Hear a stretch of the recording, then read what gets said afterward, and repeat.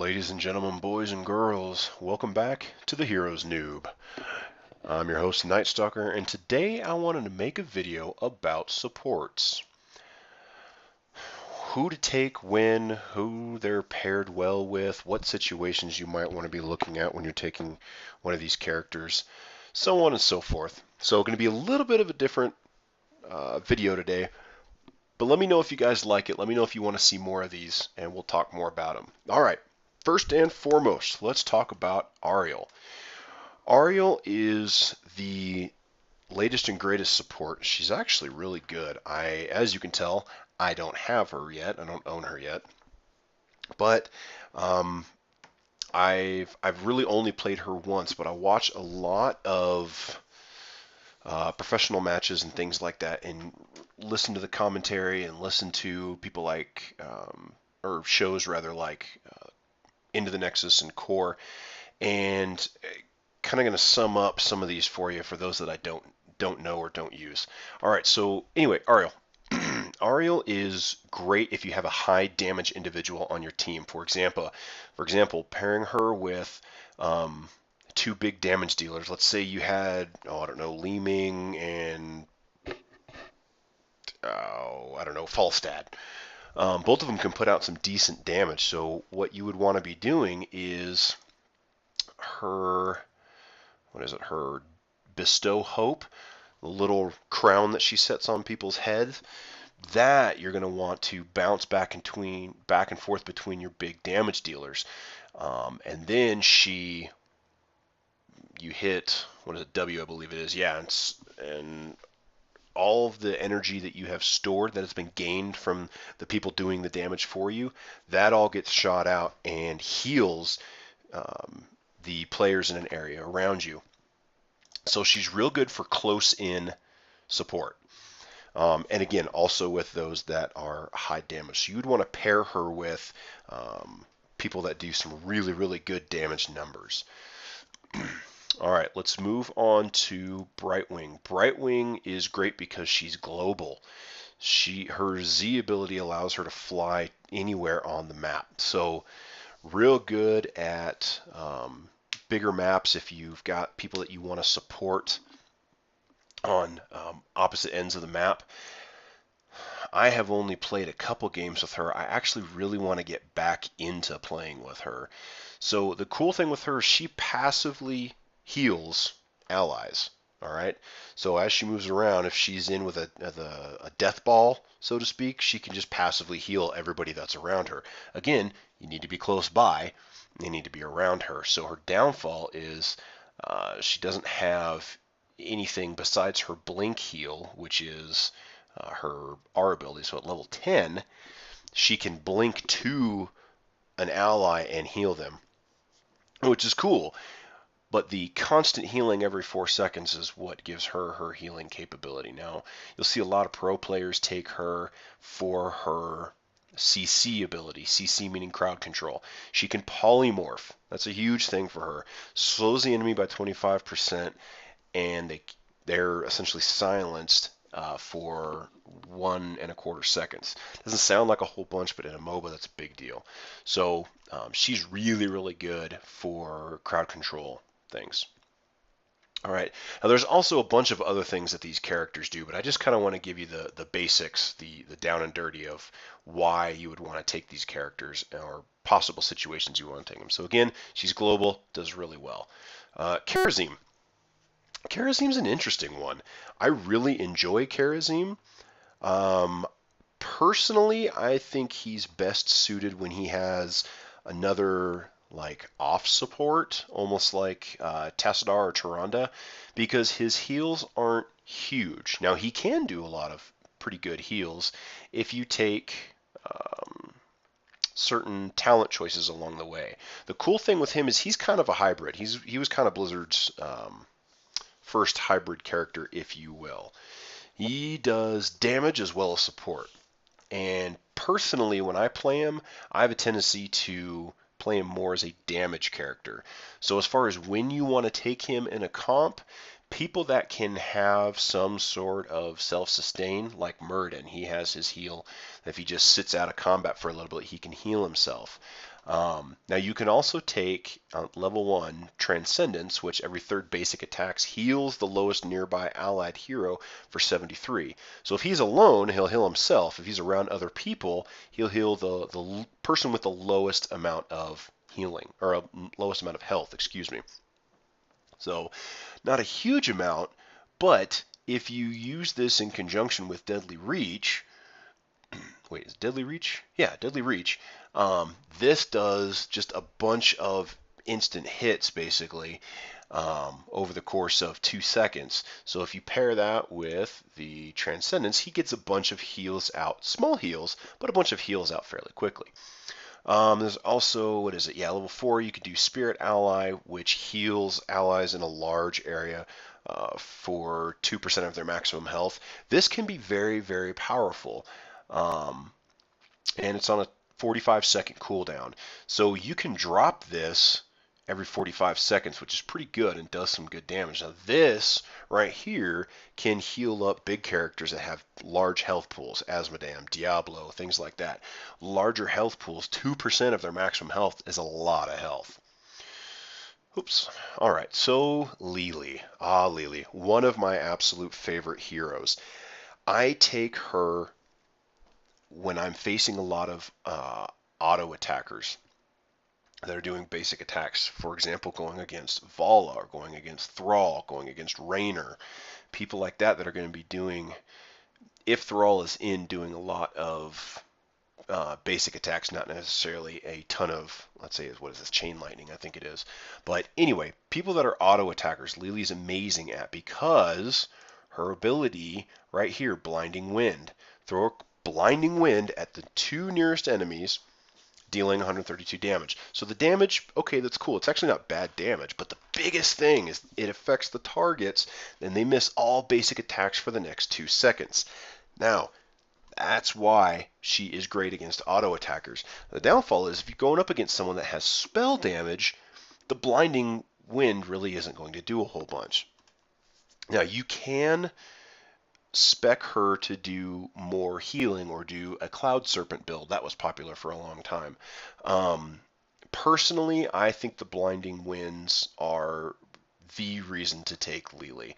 And in addition to that, if that wasn't enough, Jug of 1,000 Cups is awesome. Now you might ask, why don't we see Lili in Pro Play? Well, if you watch Pro Play, you'll notice that they never take her.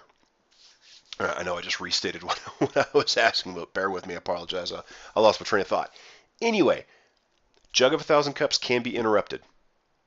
I'll say that again. Jug of 1,000 Cups can be interrupted. If she gets nailed with a stun, that Jug of 1,000 Cups, I don't care if it just popped, is instantly gone. So that's why you don't see her taken in Pro Play. And it used to be that same thing with Malfurion with his Transcendence. However, he's had different buffs and things like that, so he's now being seen a ton in Pro Play. But I really like Lili. Like I said, I think she's one of my favorites. I will most likely take her as I continue to make my climb up the ranks. I'm going to take her as far as I can until the skill level hits where every single time, or most 9 times out of 10, when I pop Jug of 1,000 Cups, it gets mitigated. Once that starts happening, then I will jump off of her as my main healer. But again, my personal opinion, Lili's amazing. All right, let's move over. Lieutenant Morales. I love Lieutenant Morales as well. She's an awesome healer. Nice thing with her is her Q. Oops, here we go. Her healing beam. All you do, hit Q, select the individual, poof, instant heal. All right. Now she will go through a bunch of mana. That's the downfall with her. But if you manage your beam properly, you can heal up an entire team fairly quickly. All right. She also has Safeguard, grants an ally some armor, which is awesome. Stim Drone, you can pair her. Oh my goodness, pair her with Vala. It's pretty much an unstoppable force as long as you have an individual that knows what to do with Morales as well as an individual that knows what to do with Vala, because Vala puts out such incredible damage, and if she's spec'd properly, then she can do a lot of very, very fast auto attacks, especially up in towards 16 and 20. You put Stim Drone on that, and it is absolute insanity. Vala will put out some serious numbers. Now, you compare Lieutenant Morales with pretty much anybody as far as an individual goes. Another either warrior or what's it called? Assassin. I was thinking assaulter. Assaulter's not right. It's assassin. All right, so you pair her with another good assassin or a good warrior, even like Diablo. He has a big health pool, but he can grab and stun and move people around.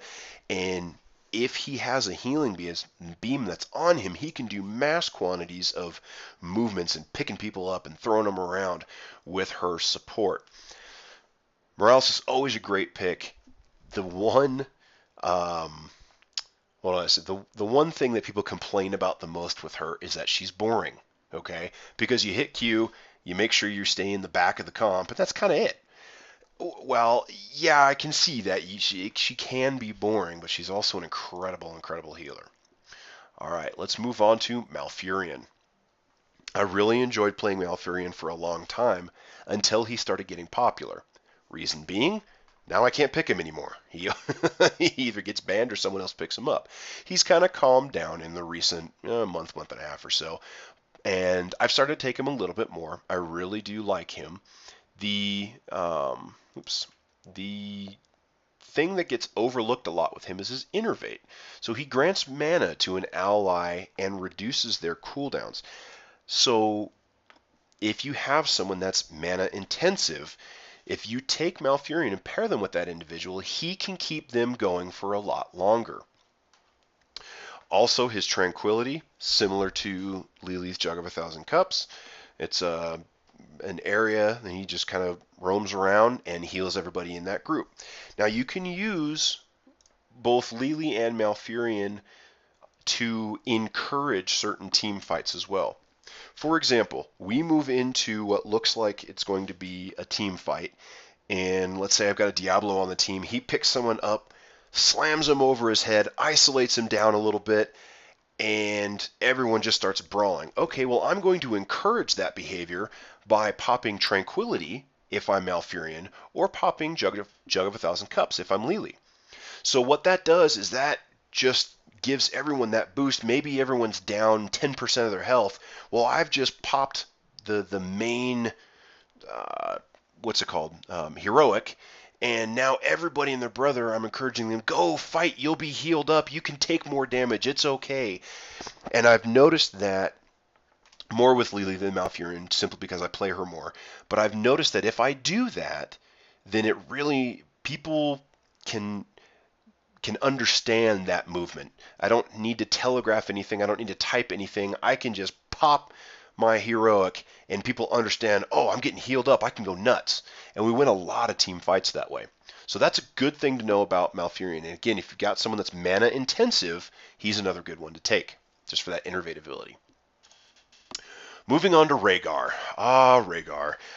I really enjoy playing this character. I really do. He recently had a patch that bumped up Bloodlust. Bloodlust is great.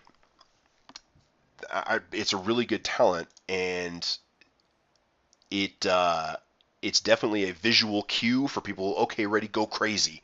All right. It grants nearby allied heroes 40% attack speed and 25% movement, and causes them to heal for 30% of basic damage to their primary targets. And now it lasts for 8 seconds.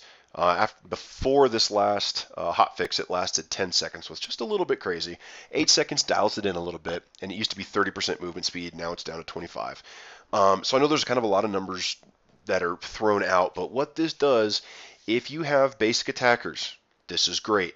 If you have nothing but spell damage, while it is still good because it allows you to move around quicker and things like that, it's 30% healing off the basic damage that you've done. Okay, so keep that in mind. Now, The other thing this does, a lot of people, silver and bronze realm, still just stay in the fight. What needs to happen, you need to run away. If you're going against a Rhaegar, simply turn and burn. Get the heck out of Dodge. Because all it's doing is what he does, big, roar sound goes off. Yeah, don't mind my sounds. Um, anyway, this big roar goes off, and there's this giant red thingy that pops up. Yeah, technical terms, I know. Anyway, it's a big visual and audio cue to go crazy, go attack things, go kill things.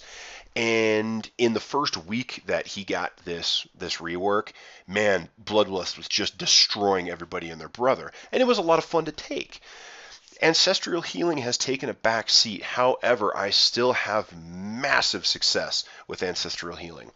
And I let people know what I'm planning on going if it's early enough in the game and I've looked at the comp and decided, we don't have enough auto attackers, or they have a lot of ways to mitigate me, or our people. They have a lot of crowd control. They have a lot of ways to disengage and get the heck out of Dodge. I'm not going to take Bloodlust, and I will let people know, hey, I'm going to take Ancestral Healing. Or if I want to encourage their craziness, hey, I'm going to take Bloodlust. Once you see that, go nuts. So just to kind of give my team a heads up on what's going on. So this, after a brief second, you heal an allied hero for 1,552 health, and of course all of the scales. Now, big bold statement: cannot be used on yourself. Cannot be used on yourself. I want to say way back when, this is a long time ago, you were able to use this on yourself. I could be wrong. If I am, please correct me in the comments below. But I'm pretty sure you could way back when. You cannot do that. So more than once, I have forgotten that little aspect, went to heal myself in the middle of a battle where I was the one getting focused and still died. So just all good things to know. All right. Oops. Tassadar. Tassadar is what is considered by many a semi-support. Okay, he is great for granting shields. He is great for highlighting an area. Okay, Oracle. This increases your vision radius and allows you to detect enemy heroes. So he is amazing against people like any stealthies. All right, so Nova or Zeratul, he's great against those. Oh, and one other thing, let me go back to Rhaegar real quick before I continue on with Tassadar. A hero that he pairs well with, Thrall. Here's why. Thrall can Earthquake if let's say he gets 4 people inside his Earthquake. It slows them dramatically. You pop Bloodlust just a half a second after Thrall hits his Earthquake. Now you have everybody in the enemy team that is slowed dramatically. All of your people that are increased dramatically as far as movement and damage, and you can wipe out a team in a matter of a couple of seconds. So the Thrall and Rhaegar combo is amazing. Again, you just have to know, you have to have faith in each other that you guys know when to pop what. So keep that in mind. All right, back to Tassadar. Tassadar is great. His Oracle, his trait, is great for giving that vision and letting you know where some stealthies are. Also, he's great at shields. I personally think he's better with another either self-sustaining characters or another semi-support. Just my personal opinion, I know he gets massive quantities of play in the higher leagues as well as pro scene.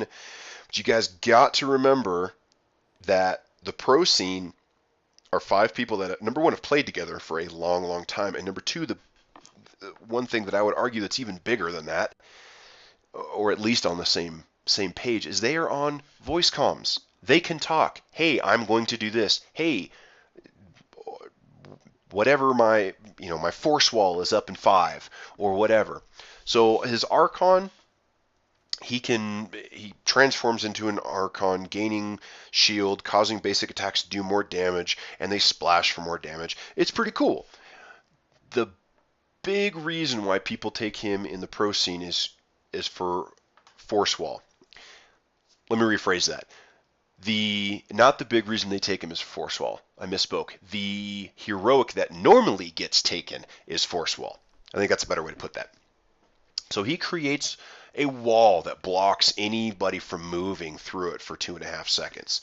So if similar to Leoric's Entomb, where the Entomb creates a horseshoe essentially around them, this one is just a wall that blocks off a path. So it's real nice for corralling certain or in members of the opposite team to stay in one spot or to block a path and make them move into a choke point that they don't want to move into. As you can tell, I also don't have Tassadar yet, but I'm really thinking about picking him up soon. I need to, when he's on his free week, I think I'm going to try him again and see if I can't wrap my head around how to really use him. And I know I've said this in a couple other videos, but this video seems to be really bad. I'm hearing a lot of clicks and pops in the mic, so if you guys hear that, I'm sorry. All right, I think that's about it for Tassadar. Let's move on. I keep doing that. Let's move on to Terada. I really like Terada. Terada's a blast to play. She is extremely powerful when it comes to holding people in place if you can land her Lunar Flare properly. Also, her Hunter's Mark. Hunter's Mark is awesome. Now, it's a 20-second cooldown, but it's her trait. You reveal an enemy and lower their armor by 25 for 4 seconds. This used to say make them vulnerable by 25%. It's essentially meaning the same thing. We could get into a long discussion about it, but they changed a lot of the stuff around. Now it's armor instead of reducing their armor instead of calling it vulnerable. Again, essentially the same thing. So it reduces their armor by 25 and increases all damage taken by 25%. Now think about that. That just allows a character to take massive quantities of damage. All right. So this was the reason she was taken quite a bit, is this Hunter's Mark. Now she's kind of fallen off. You don't see a whole bunch of play from her anymore. At least I haven't.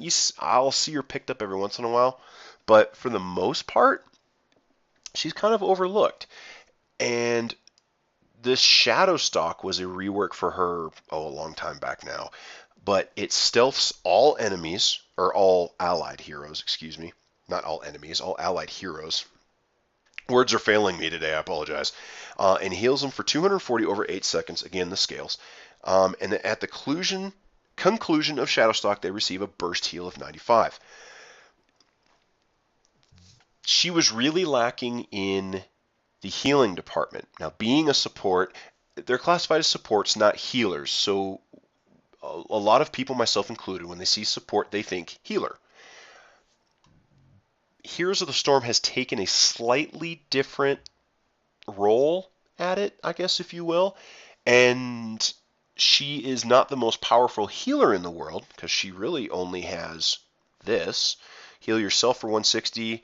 If it's cast on an ally, it also heals them for 320. So now this is a lot better than it used to be way back when, but it's still not huge when you compare it to someone like Morales, right? But if you can land your lunar flares and you can use her abilities to your advantage, and the team understands that, hey, when you see Hunter's Mark on somebody, that means nail the ever-living crap out of them and burn them down, then she can be incredible as a support. All right, last but certainly not least, Uther. Uther got nerfed a long time back. I know I say a long time back. I've said that for both of them now, for both him and Terada, but I don't remember how long ago it was. I have played very, very little of Uther. I've played 1, maybe 2 games with him. He used to be huge in the pro scene because he has, this was a big one when the stun meta was really, really up and popping. His Hammer of Justice was, you can reach out and stun somebody, and it stuns them now for 3/4 of a second. I don't remember if it was longer than that before or not, but you can do it every 8 seconds. So lock him down, you get someone else to then lock him down again, For example, either Muradin or Diablo both have ways of stunning somebody. So he can do the initial lockdown. Then your warrior comes in, either moves them around or gets ahead, body blocks them, and you can burn that person down. Divine Shield is an awesome heroic. Make an allied hero invulnerable and increase their movement speed by 20% for 3 seconds. Now, you can use this as a save. You can use this as an encouragement to get in and do some extra damage. If you know they're about to be bursted by the enemy team, you hit Divine Shield, allows your team to come around and help them out, or it allows them to get the heck out of dodge. Let's say Diablo, again, we'll just use him for another example. Let's say he's in the he's in the front line and he blocks a bunch of damage and is allowing the rest of the team to disengage, and all of a sudden he gets stunned and starts getting burnt down. Well, you can Divine Shield him and allow him to take off and get out of that bad situation. So anyway, those are the supports. Hopefully that gives you guys a little better idea of who to use when and possibly even who to pair them with. Thanks for watching, everyone. If you like this video, please hit the like button. If you want to keep up with my channel, hit the subscribe button. Follow me on Twitter at TheHeroesNoob, and you can send your emails to theheroesnoob@gmail.com. Take care, and I'll see you in the Nexus.